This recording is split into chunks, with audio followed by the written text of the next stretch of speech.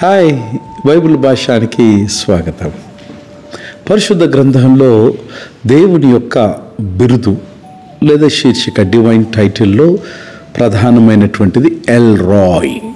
L Roy అనేది ఇది దేవుని యొక్క వ్యక్తిగతమైన నామము కాదు. ఎల్ రాయ్ అనగా దేవుని యొక్క స్వభావాన్ని వివరిస్తున్నటువంటి ఒక వర్ణనాత్మకమైనటువంటి శీర్షిక. ఇది ఆదికాండం 16వ అధ్యాయం 13వ వచనంలో మనం గమనిస్తాం. ఈ పేరు యొక్క నిర్మాణము రెండు హీబ్రూ పదాల యొక్క సమ్మేళనం. ఒకటేమో ఎల్, రెండవది రాయ్.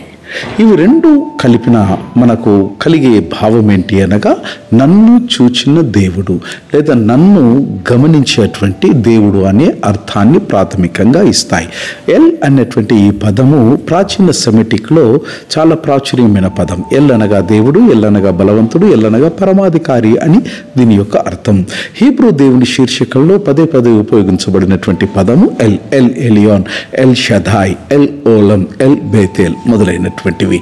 దీని యొక్క భావము దేవుడు శక్తి, దేవుడు పరిపూర్ణమైన అధికారము, దేవుడు పాలన యొక్క మూలము అనే దీని యొక్క అర్థం. రాయ్ అనేటువంటి పదము రా అనేటువంటి మూలం నుంచి ప్రాణం పోసుకుంది. హీబ్రువులో రా ఈ ధాతువు ప్రధానంగా చూడుట, గ్రహించుట, గమనించుట, అవగాహన కలుగుట అనేటువంటి అర్థాలను ఇస్తూ ఉన్నది. రాయ్ అనేది ఇది నామవాచకమైనటువంటి రూపం. రాయ్ అనేటువంటిది సాధారణంగా ఇటు ధాతువు కేవలము దృష్టితో మాత్రము చూడటం మాత్రమే కాదు, కానీ ఇందులో ఆత్మీయ దర్శనం, స్థితిని గమనించడం అనే విషయాన్ని మనం గ్రహించగలుగుతాం.